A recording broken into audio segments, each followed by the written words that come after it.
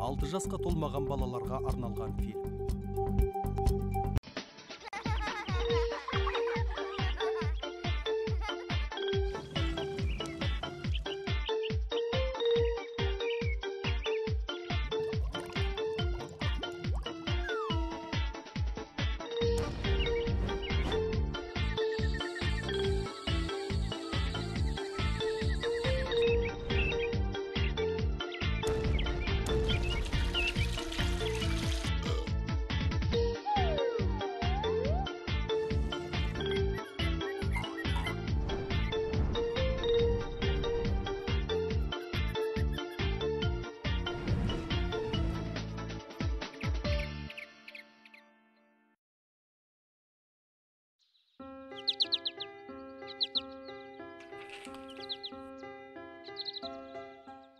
Осылайша Кендебай мұрат мақсатына жеткен екен. Отыра ғой, Оляжан.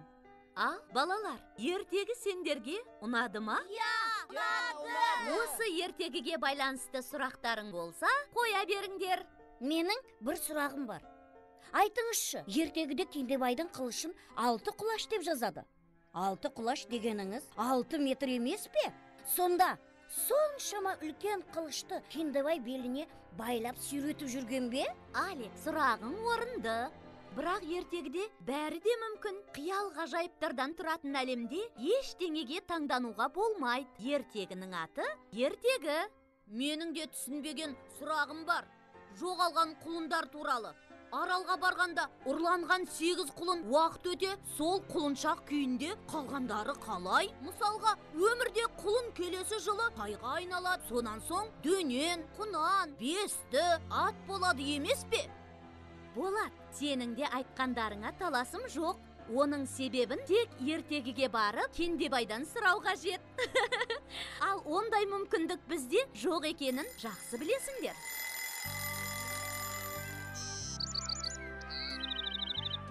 Сұрақтарымыз жауапсыз қалды. Біз қайткенде де шындықтың түбіне жетуіміз керек. Әйтпесе, мен бүгін ұйықтай алмаймын.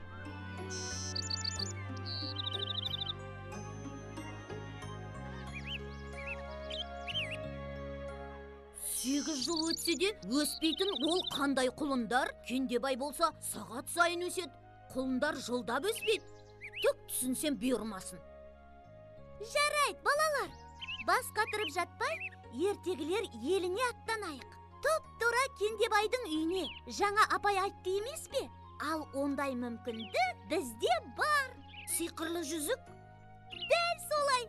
Қане, достар, дайынбыз ғой? Дайынбыз. Дайынбыз. 1, 2, 3. Ертегілер еліне бізді алып түс. Ей, қане балалар, бұлай тұрыңдар. Қайда кетіп қалды мыналар, а? Өңім бе, әлде түсім бе?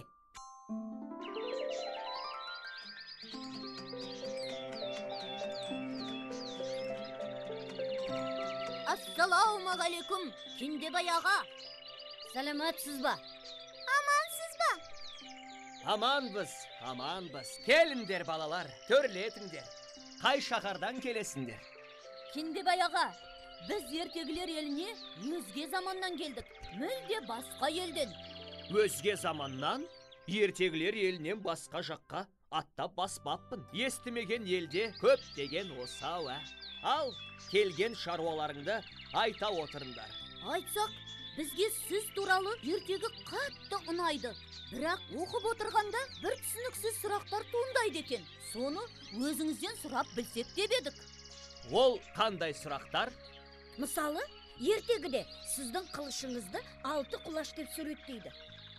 Ал егер ол рас болатын болса, сізде өте алып денелі дәу болар едіңіз ғой. Балалар, менің қылышым өзіме лайықты. Ұстауға ыңғайлы етіп жасалған. Ауыл ұстасы менің болат қылышымды отпен суға әбден шыңдап суытуға қойған кезде бір суыр келіп құлаштап өлшеген ғой. Содан Кендебайдың қылышы 6 құлаш екен деп бүкіл елге жайып салған. Ал суырдың құлашы қай бір дейсің? ертегіде сол суырдың өлшемімен кетіп қалған. Енді түсіндіңдер ме? Сіздің семсеріңізді ұшқан өлшемегеніне шүкір. Әйтпесе 30 құлаш екен бермеді.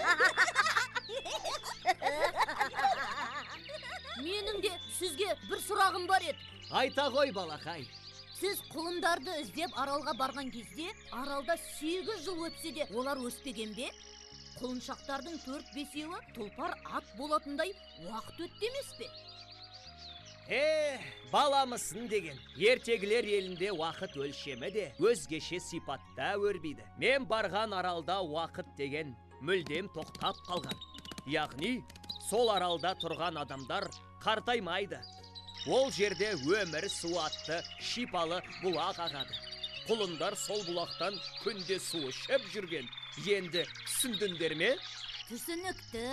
Ал сенші, сары қыз, не айтайын деп келдің? Мен сіздің ерлік істеріңізге таң қалдым. Бірақ анау 7 басты дәуді де үнінде жасырынып, тыныш қана жатқан арыстанды да жер жастандырдыңыз. Олар сізге ештеңе істеген жоқ қой. Ал сіз оларды аямадыңыз. Қой жылама қызым, жылама. Сен мені батыр емес, қатыгез жауыз етіп көрген екенсің ғой. Анау 7 басты дәудею, талай елді қан қақсатқан жалмауыздың нағыз өзі. Ең жаманы, ол өздерің сияқты кішкентай балалармен қоректенетін еді.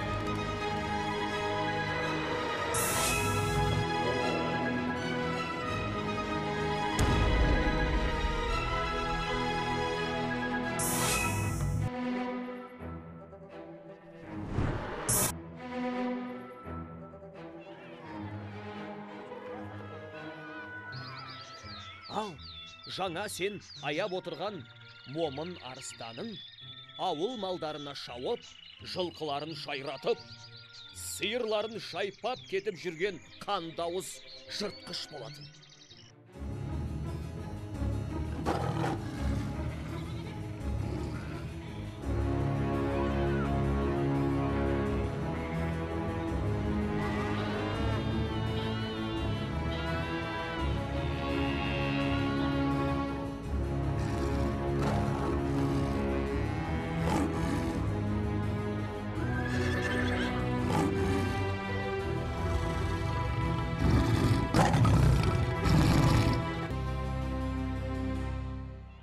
Мен олардың көзін жойғанда, бүкіл ел қуанып, той жасаған еді.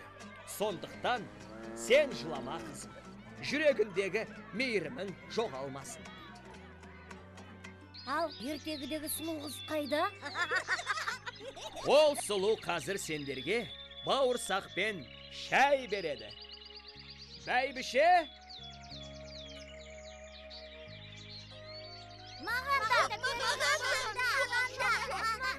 Ал біз бақытты өмір сүріп, мұрат мақсатымызға жеттік. Мәне осылай.